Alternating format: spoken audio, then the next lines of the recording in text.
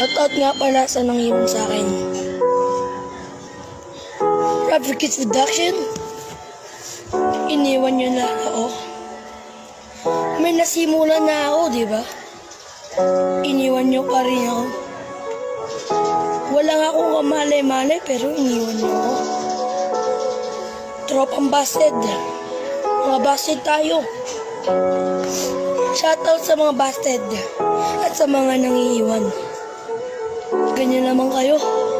Pagkatapos pakinabangan, niiwan.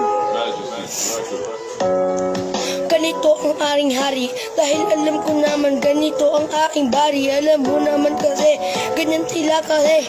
Sila na ang niiwan pagkatapos kabare. Hihingian ka lang ng mga pera. Tapos bigla ka nang iiwan da. Tapos anong gagawin? Iiwan ka lang ba? Ayun lang gagawin.